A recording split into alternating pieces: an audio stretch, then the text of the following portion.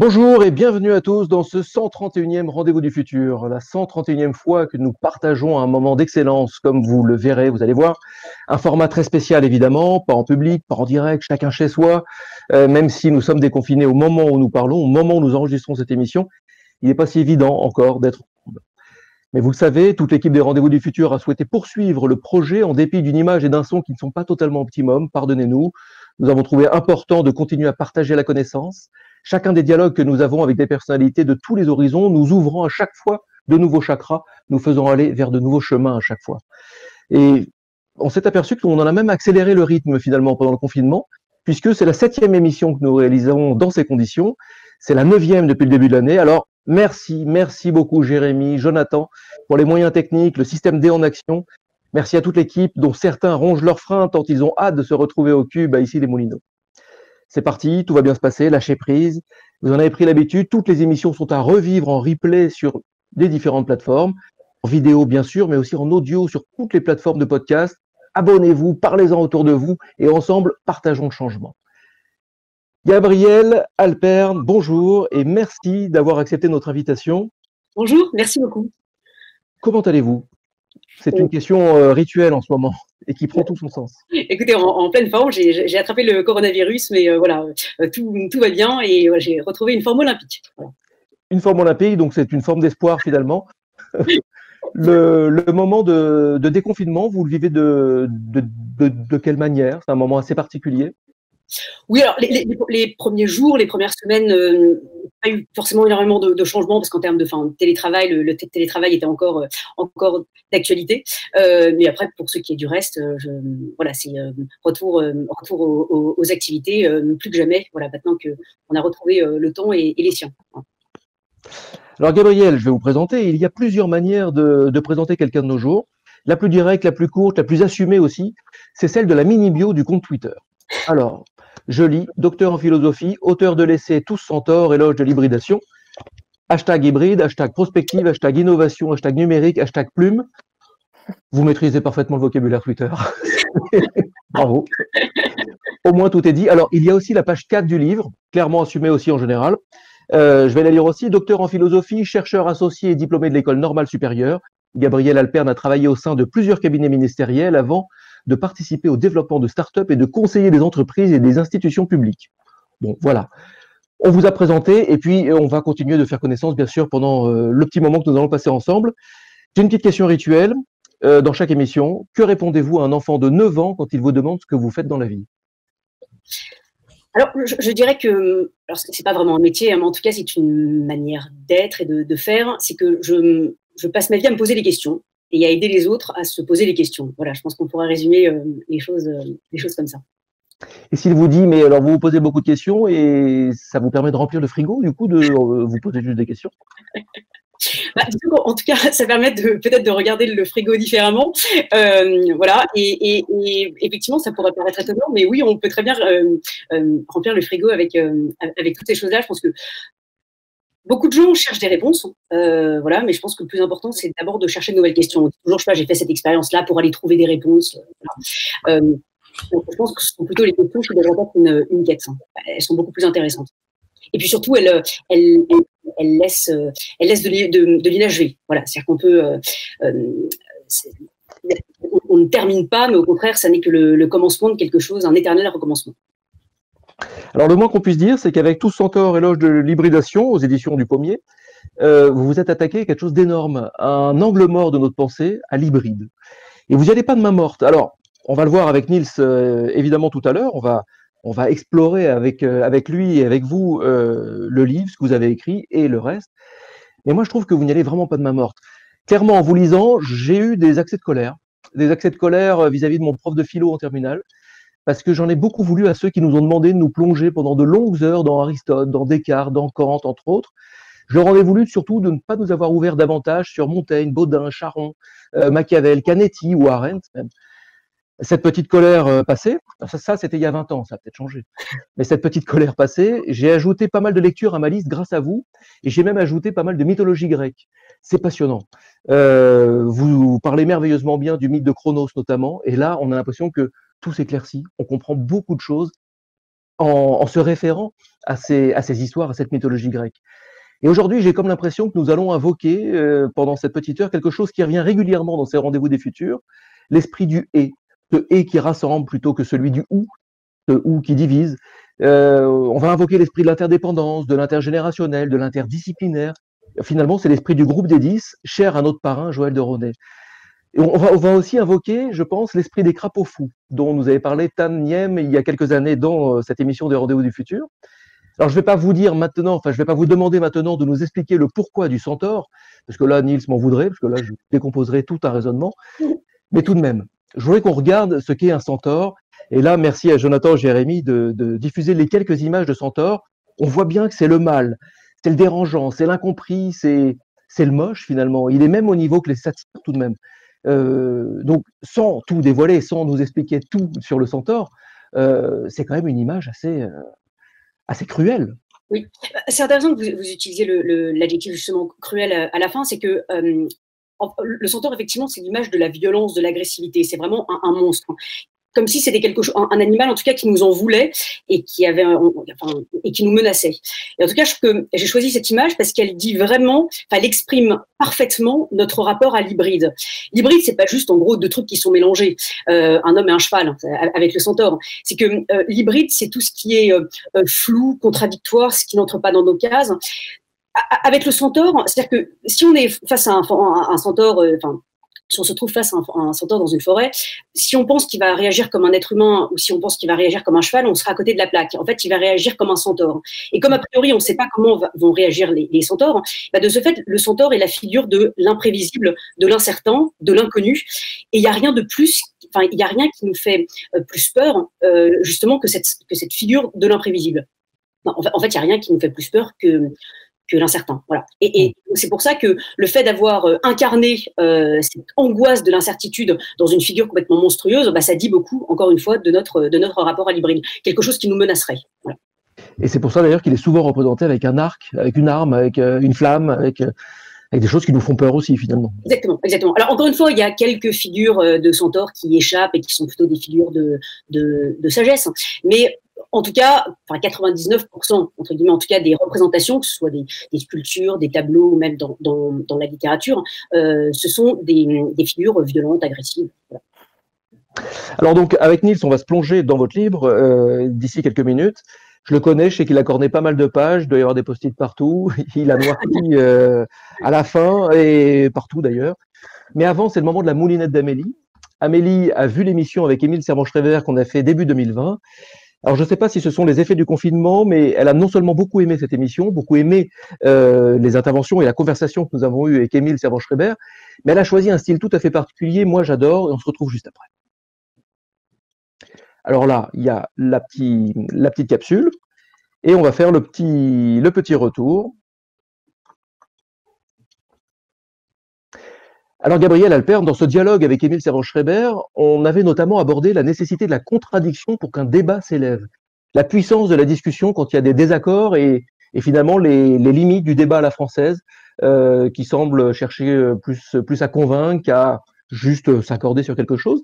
Vous, dans votre livre, vous dites qu'il ne faut pas avoir peur de créer une troisième pensée. 1 + 1 = 3 en gros. Est-ce que je me trompe en essayant de faire cette passerelle ? Non, c'est tout à fait ça. C'est-à-dire que je dis que sans contradiction, on est comme dans une sorte d'inceste de la pensée, c'est-à-dire qu'elle est dans la pensée dans un espèce d'eau stagnante, homogénéisante, et donc il y a un véritable inceste, il y a une sorte d'endogamie. Voilà. Le fait justement de pouvoir dépasser ça avec la contradiction fait que là, on peut être dans la fécondité, et donc dans la fécondité d'un troisième monde.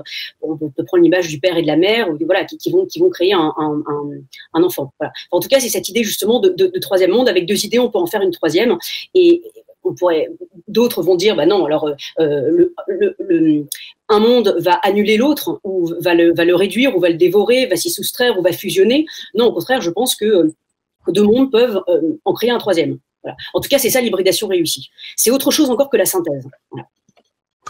Je vous présente Niels Azousmanov, président du Cube et compagnon des Rendez-vous du Futur, coproducteur des Rendez-vous du Futur depuis 2010, depuis toujours. Niels, c'est le moment d'explorer avec toi et avec notre invité Tous Centaures, éloge de l'hybridation. Merci beaucoup Éloi pour cette belle introduction. Merci Gabriel Alperne pour ce magnifique livre et pour être avec nous. Alors effectivement, vous voyez, il y a des petits post-it. Un livre absolument passionnant. J'ai envie de dire, il y a à peu près un post-it à chaque page. Ça va être compliqué justement du coup d'avoir un échange, on va dire, un peu concis. Et puis surtout, il y a tellement de sujets que je pense qu'on va être un petit peu, par définition, dans une forme d'approche un peu hybride de tous ces sujets, de sérendipité, si ça vous va. Alors, en introduction, vous avez dit que effectivement, vous avez décrit un peu cette figure du centaure mi-homme mi-cheval. On apprend dans votre livre que ces centaures sont parmi nous. Souvent incompris des autres, mais indispensables, mais en même temps, ils sont pas mi-homme, mi-cheval. Donc la question que j'ai envie de vous poser, c'est à quoi on les reconnaît et est-ce qu'ils ont toujours été parmi nous? Alors, on les reconnaît au sens où ils n'entrent pas dans nos cases. Voilà. C'est-à-dire que quand on est un enfant et que l'on acquiert progressivement le langage, on apprend justement à mettre des choses dans des cases, à dire, voilà, ça c'est une ville, ça c'est la campagne, ça c'est un centre commercial, voilà. Bon, ça c'est une entreprise. Et puis la chose, c'est que progressivement, on se rend compte que les choses ne sont pas si évidentes que ça et qu'il y a un certain nombre de choses, de plus en plus, qui n'entrent pas dans nos cases et qui sont, entre guillemets, des centaures. Les centaures ont toujours existé, mais il est certain qu'ils existent de plus en plus et ils sont de plus en plus nombreux. Voilà, on pourrait dire qu'on assiste à un phénomène d'hybridation accélérée du monde. Alors, je peux donner effectivement quelques exemples, autres justement que cette figure du centaure. C'est que, bon, l'exemple le plus trivial, je suis désolée, un peu bête, mais en tout cas, on comprend bien de quoi il s'agit, c'est que le téléphone. C'est-à-dire que, avant, voilà, un téléphone, c'était un téléphone, point. On ne se posait pas tant de questions que ça. Mais maintenant, un téléphone, c'est aussi un scanner, un appareil photo. Ça permet de compter les pas, ça permet d'envoyer des messages, de faire un certain nombre de choses. Donc finalement, même, pourquoi est-ce qu'on continue encore à l'appeler un téléphone? C'est une espèce d'objet complètement hybride qui n'entre plus dans aucune case. On le voit également, par exemple, avec les villes. Il y a avant, on reconnaissait extrêmement bien la différence entre une ville et la campagne. Voilà. Mais on se rend compte de plus en plus qu'il y a une forme d'hybridation entre la nature et l'urbanisme. Il y a la végétalisation, il y a des fermes urbaines, il y a même par exemple un certain nombre d'élevages de chèvres sur les toits de New York. Enfin, voilà. Et donc du coup, petit à petit, ces différents éléments font que on se demande progressivement quelle sera la différence entre la ville et la campagne. Il y a une véritable hybridation entre les deux. Voilà, on pourrait multiplier comme ça les exemples à l'infini, que ce soit nos modes de commercialisation, les modes de distribution, la différence entre la société industrielle, la société des services, qui vont progressivement du coup s'hybrider en société des usages. Enfin, voilà, tous ces différents éléments montrent que on est entré dans un monde hybride. Alors, les centaures, ils sont encore la plupart du temps en marge de la société parce qu'ils dérangent l'ordre établi. Mais vous dites qu'aujourd'hui, ce sont eux les plus aptes à affronter les crises que nous traversons parce que ce qui est en jeu en réalité, c'est notre rapport au monde, c'est notre rapport à la réalité. Qu'est-ce qui change dans notre rapport à la réalité aujourd'hui? Pourquoi ça change? Alors en fait, on peut dire que au fil du temps, et c'est ce que j'explique dans mon livre, il y a une sorte de... En fait, si le monde n'entre plus dans nos cases, c'est également parce que nos cases se sont rigidifiées. Voilà. Et elles acceptent de moins en moins, disons qu'elles acceptent de moins en moins de s'adapter à la réalité. C'est-à-dire que finalement, le vrai sujet, c'est ce qui est véritablement en crise, c'est notre rapport à la réalité, parce que comme plus rien n'entre dans nos cases, eh bien, c'est comme si, du coup, nous passons à côté de toute la part hybride de la réalité, et même, on pourrait même dire, de toute la réalité. Est-ce que vous diriez qu'on est dans une crise de représentation? Je pense à Jean-Luc Godard, le cinéaste, qui disait que Hollywood, avec le cinéma hollywoodien, avec tous ses effets spéciaux capables de représenter tout ce qu'on veut, pour autant n'arrive pas à représenter la complexité du réel. Est-ce que c'est ça l'idée? C'est qu'aujourd'hui, on n'arrive plus à se représenter. On n'a pas le langage, on n'a pas la forme qui convient pour se représenter la complexité du monde telle qu'elle est. Alors, c'est intéressant cette idée justement de représentation. en fait, avant même la représentation, c'est comment est-ce que j'accueille la réalité. C'est-à-dire que, normalement, en gros, la rationalité, c'est quelque chose qui marche de manière assez mécanique. C'est-à-dire que je vois quelque chose, où mes sens m'apportent quelque chose de la réalité du monde. Hop, ça arrive dans mon cerveau. Enfin, je caricature, mais en gros, c'est ça. Et puis, je vais commencer à identifier, à définir, à trier, à me dire, bon, ce truc-là que je vois, ça ressemble à telle chose que je connais. Voilà. Et progressivement, je vais transformer l'inconnu en connu, justement par un phénomène d'association d'idées.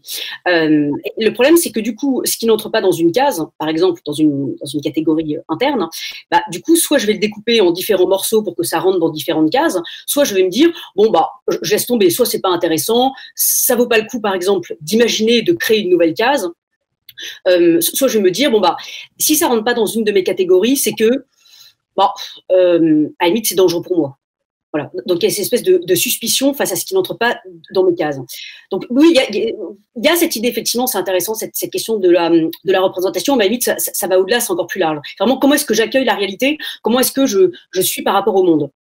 Alors, on reviendra tout à l'heure sur peut-être cette question des représentations, des nouvelles représentations. Pour rester dans le sujet du rapport à la réalité, ce qui nous permet de faire société, de vivre ensemble, ce qui nous a permis de passer des tribus aux civilisations, c'est ce que Yuval Harari appelle les réalités intersubjectives. Mais ces représentations communes, en même temps, elles forment de fait un enclos commun qui forme une limite à notre imaginaire collectif. Donc, c'est toujours à réinventer, c'est toujours à élargir, etc. Là, il y a quelque chose ce phénomène que je viens de décrire n'est pas nouveau, il est anthropologique depuis l'aube de l'humanité, mais peut-être que ce qui est nouveau aujourd'hui, et c'est ce que vous dites dans votre livre, c'est que le phénomène actuel d'accélération, peut-être du progrès, des crises, etc., nous invite à devenir tous des centaures et pas simplement quelques-uns, ceux qui faisaient avancer dans la société, qui avaient le rôle de faire avancer les innovateurs, les artistes ou d'autres, de faire avancer les consciences humaines, le progrès. Là, peut-être ce qui change, et c'est ce que vous dites, c'est que c'est tout le monde qui doit devenir centaure. Est-ce que c'est ça? Oui, c'est exactement ça. C'est que non seulement tout le monde doit devenir, parce que je ne vais pas donner des leçons ou quoi que ce soit, mais en tout cas, c'est une chance. Devenir un centaure est une chance, une opportunité dont justement tout le monde pourrait se saisir. Et en fait, j'irais même plus loin, c'est que ce ne sont pas seulement les êtres humains, mais ce sont aussi les choses, ce sont nos métiers, ce sont les entreprises, ce sont notre manière de nous former. En fait, ce sont les lieux. Enfin, en gros, c'est tout qui doit s'hybrider. C'est-à-dire que je vais prendre un exemple. C'est-à-dire que, par exemple, on l'a bien vu là pendant la crise du Covid-19, c'est que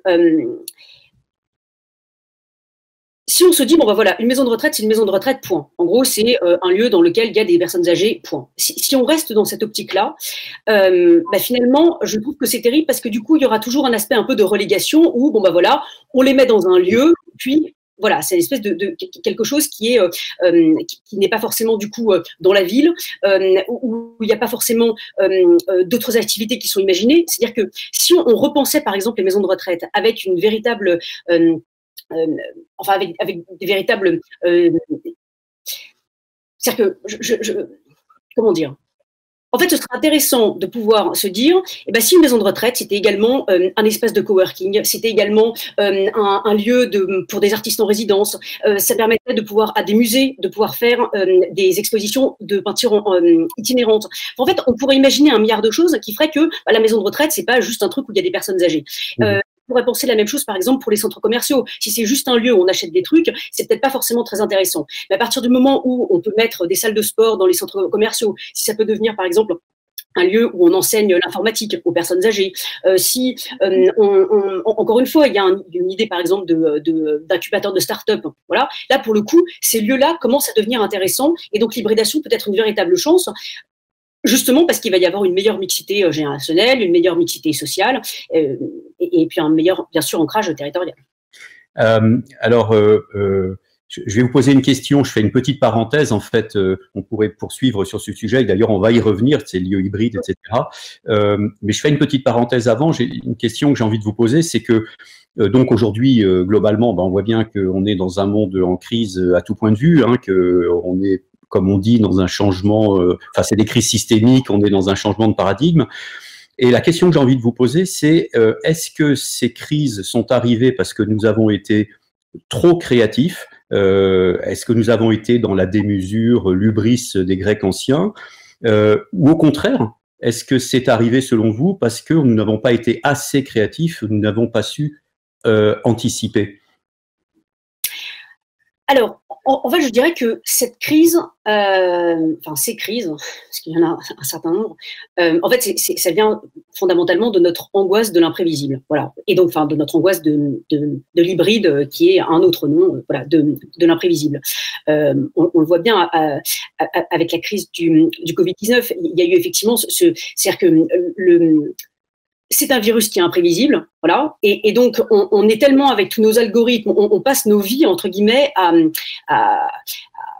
en fait, on passe notre vie à nous construire contre l'incertain. Donc, en fait, toutes nos journées consistent à, on a des agendas, on prévoit un certain nombre de choses. En fait, on veut tout maîtriser.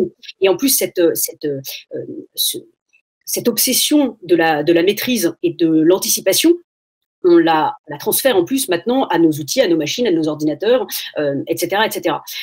Pour le coup, je pense qu'en fait, c'est ça le problème, c'est notre incapacité à assumer, à accepter l'imprévisible, l'imprévu, l'incertain, l'inconnu, l'étranger, voilà, parce qu'on se sent menacés, qui fait qu'il y a un certain nombre de crises. Moi, ce qui m'a beaucoup interloqué, c'est tout ce sujet de monde d'après, cette expression de monde d'après.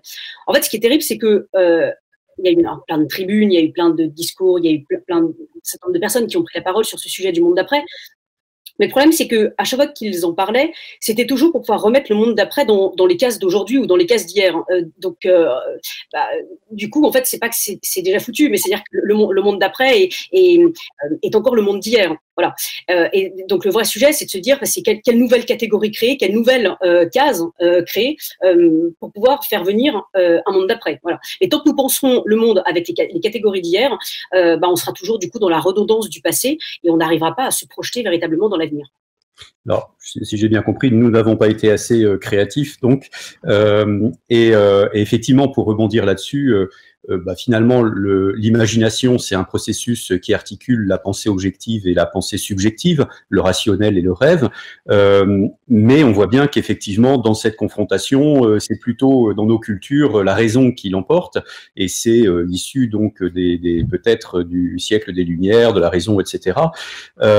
Et l'ère des centaures, ce que vous dites, c'est que justement, on va nous sortir de cette pensée rationnelle et déterministe.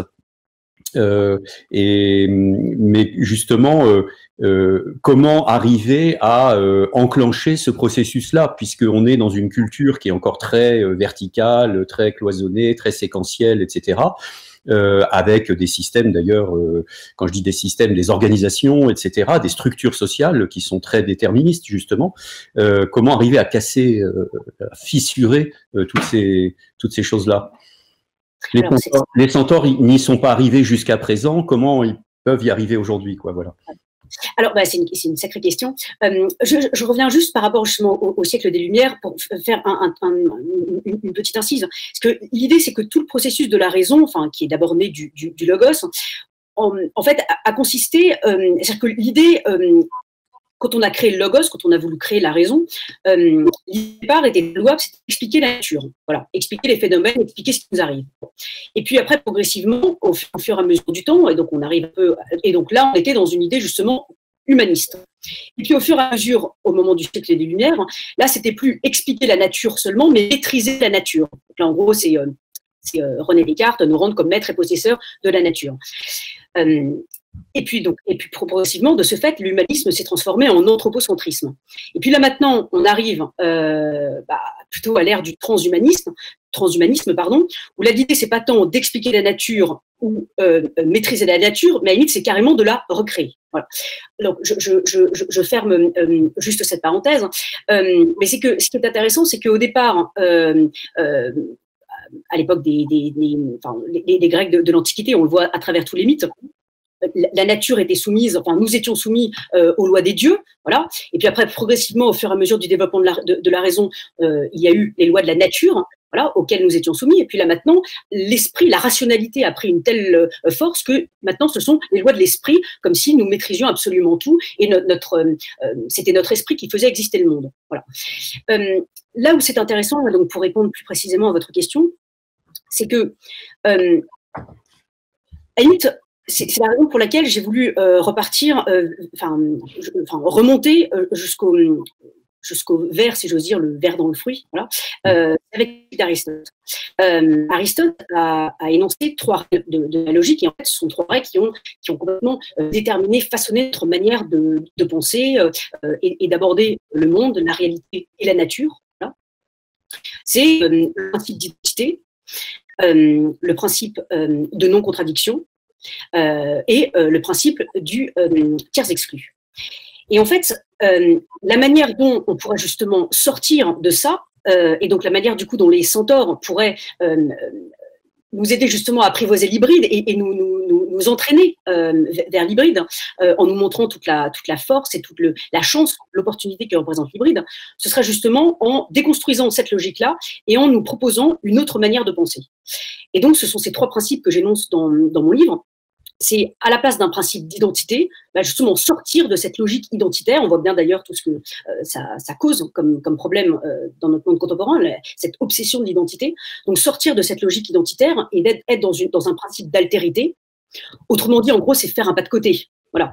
Je donne un exemple, c'est l'entreprise qui est toujours en train de dire c'est pas mon métier, c'est pas mon métier, c'est pas mon métier. Sauf qu'à partir du moment où il y a une crise, il y a une baisse d'activité, le monde se métamorphose, il va falloir, certes, c'est peut-être pas son métier, mais il va peut-être falloir qu'elle fasse un pas de côté et qu'elle cesse d'être dans une identité de métier et dans une identité de produit ou dans une identité de service et qu'elle imagine d'autres choses. Le deuxième principe, c'est le principe de la contradiction. Voilà, c'est vivre les contradictions. Et quand je dis contradiction, c'est aussi penser de nouvelles combinaisons. Voilà, c'est comment est-ce que, encore une fois, je reprends un exemple pour une entreprise qui a un produit, comment est-ce qu'elle ajoute, elle associe à son produit de nouveaux services.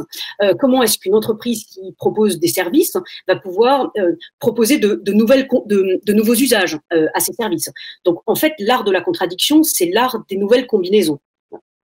Et là, j'ai donné des exemples dans l'entreprise, mais du point de vue individuel, c'est comment est-ce que j'accepte la multiplicité, comment est-ce que j'accepte le fait d'être plusieurs choses, plusieurs personnes, d'avoir plusieurs métiers, plusieurs vies. Voilà. Et troisièmement, le principe du tiers inclus, où là, l'idée, en fait, c'est innover, c'est la créativité. En gros, c'est accueillir l'inconnu. Voilà. Définir comme ça la créativité, c'est cette capacité à accueillir l'inconnu. Donc voilà en gros ces 3 principes et avec ça on arriverait du coup à cultiver, à apprivoiser l'hybride. Alors, nouvelle combinaison, multiplicité, innovation. On voit que, par exemple, dans le champ des sciences et des technologies, ça avance à une vitesse absolument incroyable. Il y a des disciplines nouvelles qui apparaissent, des techniques qui apparaissent pratiquement tous les jours, qui remettent en question beaucoup de nos croyances et qui multiplient de fait les controverses. On l'a vu par exemple très concrètement avec le coronavirus et les controverses qu'il y a pu y avoir sur la manière de le soigner. Vous dites qu'à l'ère des centaures, il n'y aura plus de récit unique, qu'il soit religieux, politique, scientifique, etc. Parce qu'en fait, il y aura plus de vérité, il y aura plus une vérité, mais il y aura des vérités. Et ma question, c'est qu'est-ce que ça peut conduire à développer comme moyen ou comme aptitude pour arriver à ne pas se perdre dans cette multiplicité, à garder du sens dans la profusion de sens. Vous voyez ce que je veux dire? C'est-à-dire que l'hybridation génère énormément de choses, mais comment ne pas perdre le sens à l'intérieur de cette explosion de sens? Oui. Alors, j'aimerais, c'est intéressant ce que vous dites, j'aimerais apporter un complément, c'est que justement, dit comme ça, on pourrait se dire que je fais l'éloge du relativisme. Voilà. Quand je parle des différentes vérités, attention, justement, je critique cet effet de vérité cubique ou ce rapport un peu cubique à la réalité. Cubique, bon, me réfère au mouvement en peinture du cubisme, finalement, qui était d'ailleurs annonciateur de cette multiplicité de vérités, où effectivement, la vérité n'a plus une majuscule, mais au contraire, il y a des vérités, on peut la voir sous différents angles. Voilà. Ça, pour le coup, ça peut être très dangereux, puisque ça peut mener effectivement à des fake news, à du complotisme. Et finalement, c'est comme si un peu chacun avait un peu sa vérité. Moi, l'idée, c'est que je ne fais pas du tout l'éloge du cubisme, mais je vais plutôt dire que finalement, ce qui est intéressant, c'est plutôt le pointillisme. C'est par petites touches, on arrive à la vérité. Voilà. Et c'est ces différentes petites touches que chacun va apporter, qui vont permettre de pouvoir petit à petit construire le sens. Moi, j'adore cette image, je faisais beaucoup ça quand j'étais petite, de ces petits dessins pour enfants, où en fait il y avait plein de petites étoiles, et il fallait les relier ces différentes étoiles avec, elles avaient des chiffres, et donc on les reliait, puis au fur et à mesure que l'on les reliait, il y avait une figure qui apparaissait. Pour moi, l'apparition de la vérité, c'est ça. C'est comment est-ce que j'arrive, c'est par petites touches, voilà, chacun apporte sa pierre à l'édifice, comment est-ce qu'en reliant des points, voilà, par petites touches, j'arrive à construire la vérité. Voilà.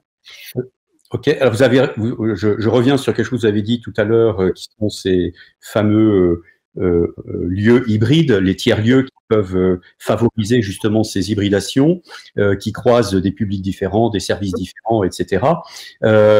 Alors, les territoires créatifs qui ont émergé dans les années 60, comme la Silicon Valley, ont catalysé et hybridé en leur temps des démarches alternatives avec des personnes qui voulaient changer le monde, qui voulaient renverser un peu les choses. Alors, de fait, ils y ont réussi au-delà de tous leurs espoirs, puisque ça a notamment donné les GAFA. Ils ont changé le monde.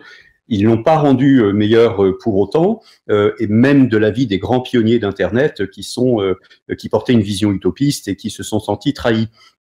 Qu'est-ce qui doit accompagner justement cet effet d'hybridation, de multiplicité, d'innovation, pour que justement ça ne trahisse pas les promesses qu'elles portent dans leur germe pour un monde meilleur?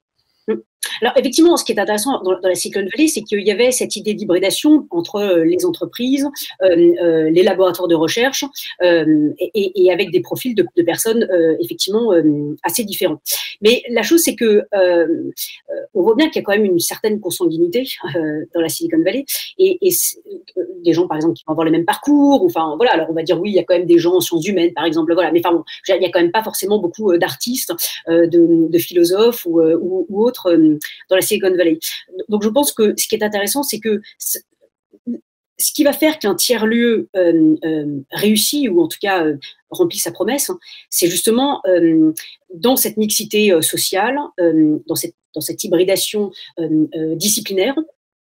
Donc, en gros, dans tout ce qui va être l'interdisciplinarité, mais même allons au-delà, même la transdisciplinarité, en mettant également des mondes différents. C'est-à-dire que c'est pas que le service privé, mais il y aurait, les entreprises privées, mais il y aurait également cette idée de service public qui serait également en force d'entraînement. En tout cas, ce serait davantage d'hybridation. C'est-à-dire qu'en fait, on peut dire que dans la Silicon Valley, il n'y avait peut-être pas assez d'ingrédients au départ. Il y avait beaucoup d'ingrédients, mais finalement, peut-être que pour qu'il y ait une hybridation qui soit un véritable point de repère pour tous, il faut que les ingrédients de départ soient beaucoup plus nombreux et surtout beaucoup plus hétérogènes. Et pour pousser encore un peu plus loin, parce que au tout début de la Silicon Valley, quand elle n'existait même pas encore, en fait, c'était quand même un endroit où venaient des artistes, des créatifs, on les appelle les classes créatives même. Il y avait beaucoup d'artistes, il y avait beaucoup de hackers, il y avait beaucoup de pionniers de plein de choses, des gens qui étaient dans des cultures alternatives. Et effectivement, vous avez raison, ça aboutit aujourd'hui à quelque chose qui est devenu totalement consanguin sur de l'économie numérique. Mais donc peut-être la question, et vous l'avez dit également, c'est peut-être pour s'assurer qu'il n'y ait pas cette dérive, c'est d'être très vigilant sur le fait que l'intérêt général, donc la force publique, la puissance publique, soit toujours très présente.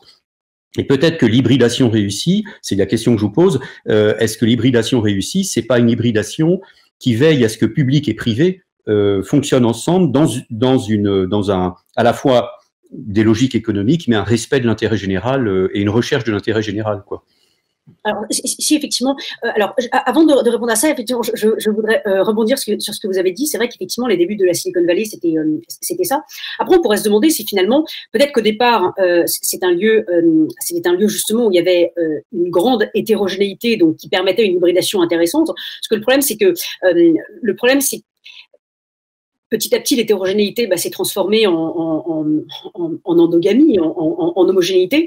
Et peut-être que pour que l'hybridation soit toujours un processus, qu'on ne soit jamais dans un truc hybride dogmatique et rigide, et qui devienne du coup quelque chose, on passe entre guillemets de l'hybride à l'identité, voilà, quelque chose d'identique, il faut justement toujours, sans cesse, apporter des éléments hétérogènes, différents. Encore une fois, il faut qu'il y ait toujours de la contradiction. À partir du moment où il n'y en a plus, à ce moment-là, on arrive effectivement dans quelque chose de très endogame qui ne produit plus rien d'hybride.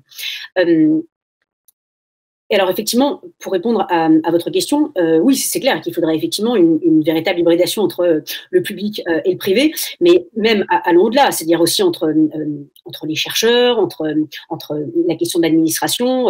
On voit bien là pendant le Covid-19 que c'est ça ce qui a péché, c'est cette incapacité entre des mondes comme le politique, l'administratif, le scientifique, le secteur privé, cette incapacité à se parler, à parler un langage commun. C'est-à-dire que chacun, encore une fois, c'est la logique identitaire, chacun parlait depuis sa chapelle. Voilà.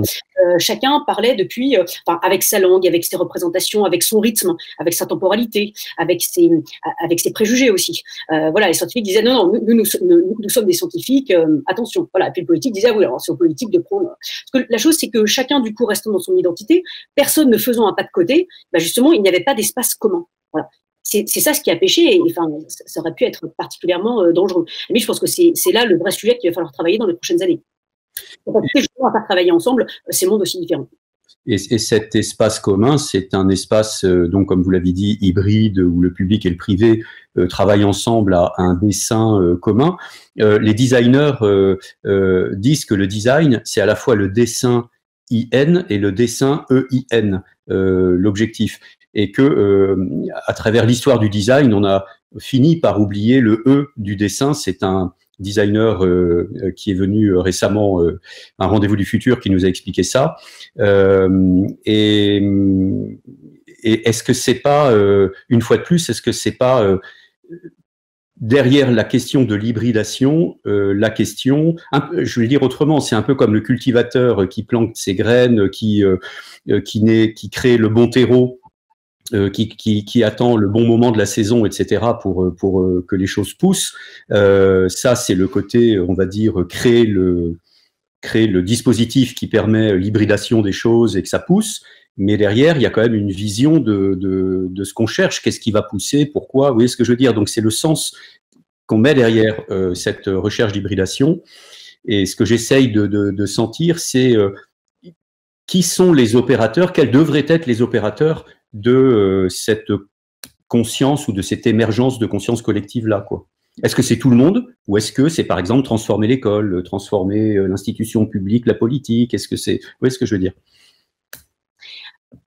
Alors, pour répondre à cette question-là, oui, effectivement, je pense que c'est tout le monde. C'est justement parce que, si l'on pense que certains ont le monopole de ce type de transformation et de réflexion, que effectivement, ça va, l'hybridation ne sera pas réussie. Il faudrait dire que à tout échelon, à tout niveau de l'entreprise, de l'administration, de telle ou telle organisation, voilà, il faut qu'il y ait cette exigence d'hybridation. Encore une fois, si elle n'est que la pensée de quelques-uns, la volonté de quelques-uns, ça ne fonctionnera pas. Mmh. Très intéressant ce que vous avez dit sur le design. Effectivement, pour le coup, il y a, dans le design, il y a cette idée justement de conception, de concept. Pour le coup, je pense que design et philosophie ont énormément de ponts à tracer entre ces deux mondes. Et à quand une formation justement carrément hybride entre ces deux sujets? Ah, j'avais justement envie de vous poser la question, c'est quoi l'école des centaures pour vous? Ça serait quoi l'école des centaures si vous étiez demain, on vous donnait la possibilité de créer l'école des centaures? Ça serait quoi vos quelques mesures clés, si je puis dire? Alors, ce ne serait pas tant en termes de mesures, mais en tout cas en termes en tout cas d'enseignement. Finalement, ce que je trouve intéressant, c'est que quand on est à l'école, on a des cours d'histoire, on a des cours de géographie, en français, des maths, voilà. Mais comme si, en gros, chaque professeur arrive et puis dispense son cours. Et finalement, un peu comme s'il y avait des silos, on a nos matières, on a nos disciplines, comme s'il n'y a pas forcément de lien entre ces différentes disciplines. Donc ça déjà, pour le coup, je trouve que c'est assez problématique parce qu'on voit que la biologie peut avoir des liens avec l'histoire peut avoir des liens avec les mathématiques avec la philosophie. Enfin, en tout cas, déjà, il y aurait ce sujet de comment construire, provoquer des échos entre les différentes disciplines. Mais si on va au-delà, il y a effectivement un certain nombre d'universités, ou même d'ailleurs des lycées, qui vont proposer des cursus, des doubles cursus. Mais là, ça va être encore la même chose, c'est-à-dire qu'on va avoir, je sais pas, on va faire une licence histoire, philosophie, voilà. Surtout, encore une fois, on va nous proposer une formation dispensée de manière totalement indépendante de l'autre discipline. Donc finalement, ce que je trouve intéressant, ce serait de se dire, finalement, quel est le lien entre ces différentes sciences. Voilà. Comment est-ce qu'on peut engager un dialogue entre elles?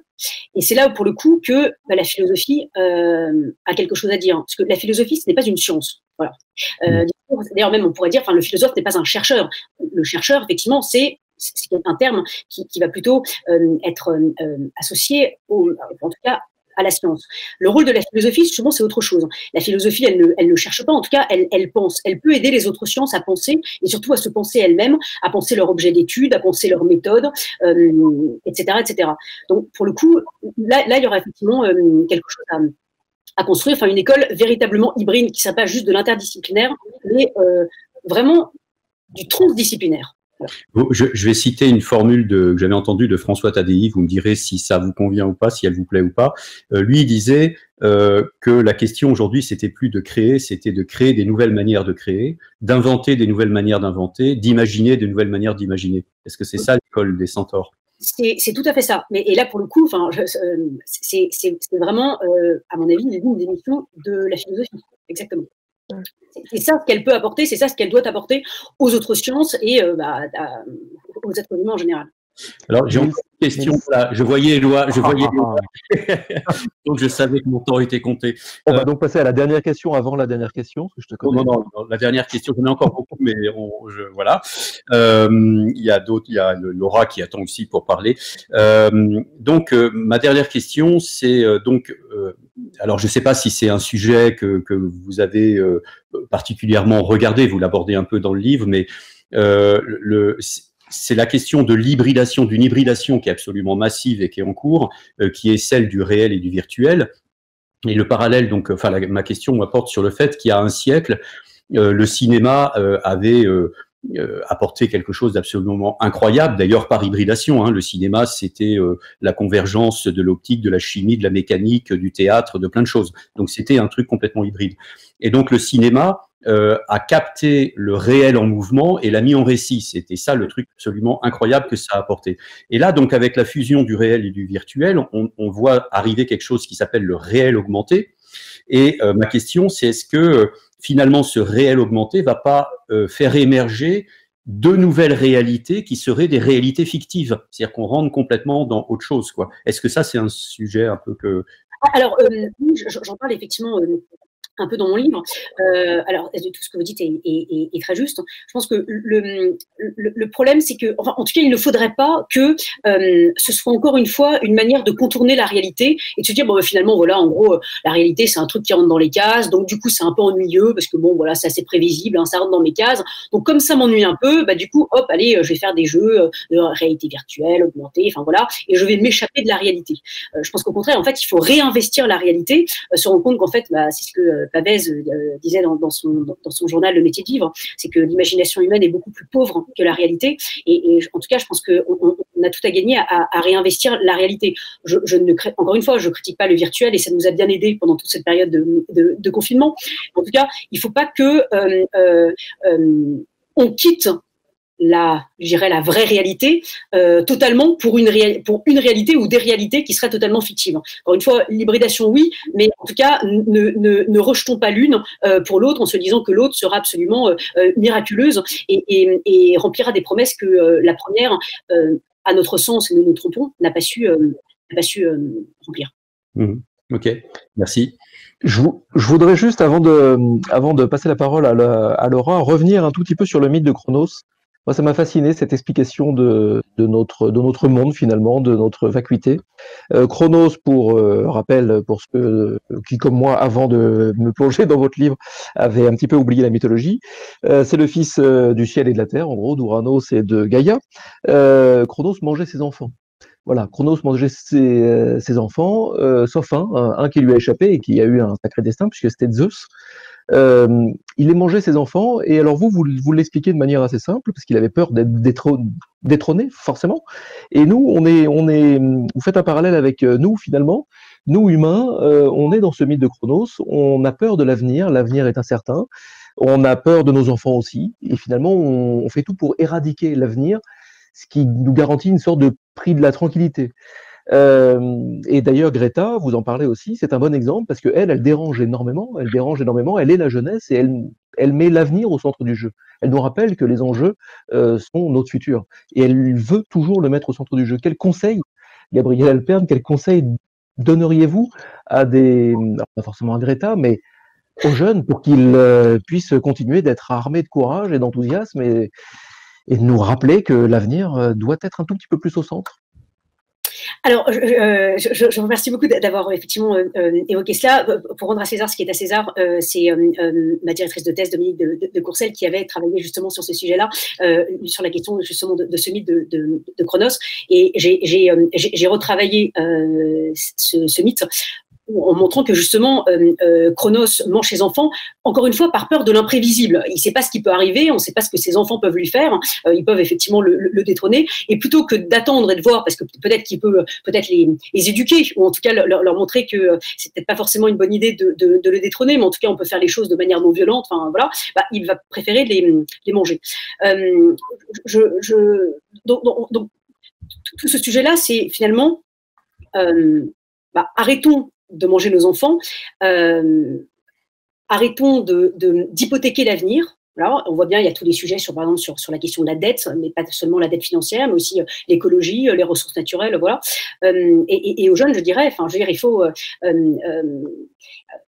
ça va pas forcément être simple de passer de ce gérocentrisme, voilà, à ce néocentrisme, et comment donner une place à la jeunesse, mais en tout cas, je veux dire, on n'a pas le choix. Donc, je veux dire, on est né entre guillemets avec l'urgence à la bouche. Voilà, on n'a pas le choix. Il faut agir maintenant. Donc, je veux dire, allons-y quoi. Voilà, c'est tout ce que je pourrais conseiller. Allons-y et arrêtons de manger nos enfants. En gros, voilà. Arrêtons de vouloir éradiquer l'incertain, l'imprévu, l'imprévisible et l'avenir. Je vous présente Laura. Laura vient nous voir régulièrement avec une idée, avec une chronique, avec un focus, avec un coup de projecteur. Laura, je te laisse la parole.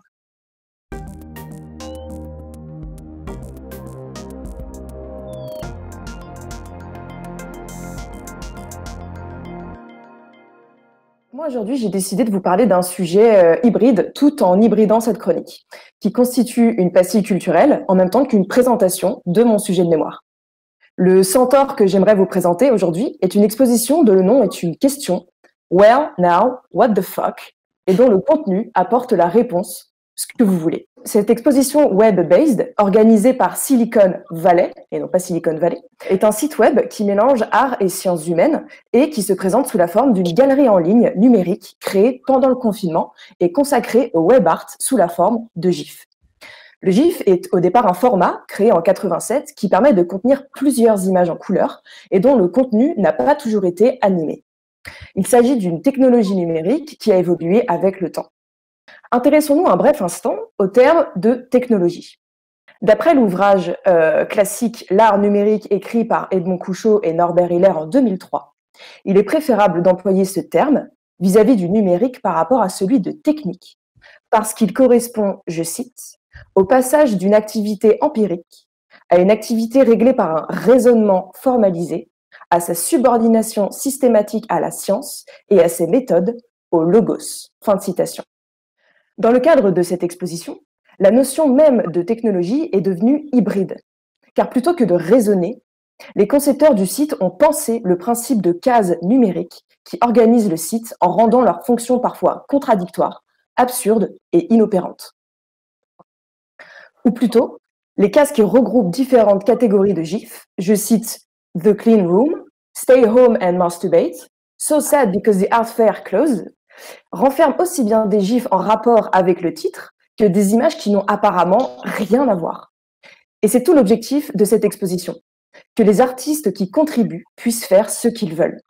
Le but est de subjectiver la notion de sens, d'abolir les règles, les normes implicites et de les redéfinir selon ce que chaque individu en pense. Ainsi, dans la catégorie Burn It Down, on trouve aussi bien un gif représentant un bateau un peu déformé qu'une succession de cartes d'identité qu'il faudrait donc détruire. Car si la conception du site est hybride, les gifs qui l'habitent sont les centaures qui le peuplent. Ils se comportent comme des vidéos, mais n'ont pas de son. Ils sont animés, mais situés dans une boucle infinie. Ils sont un langage, mais dont les mots peuvent contenir 1000 significations.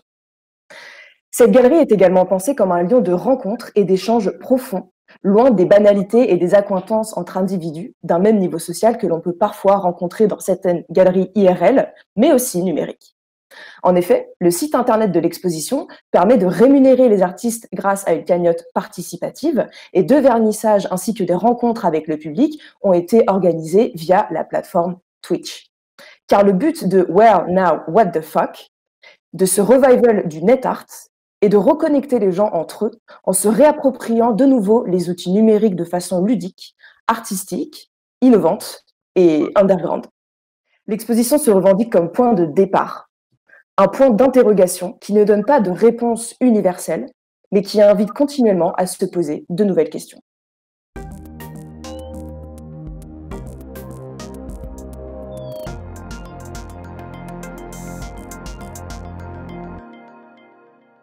Merci Laura. Merci beaucoup. Un petit mot peut-être pour rebondir, Gabriel ou Niels? Ah bah, je vais laisser Gabriel répondre. J'ai trouvé ça extrêmement intéressant, justement, ce passage technique, technologique par rapport justement au raisonnement, au logos. Et effectivement, oui, il y a plein de liens avec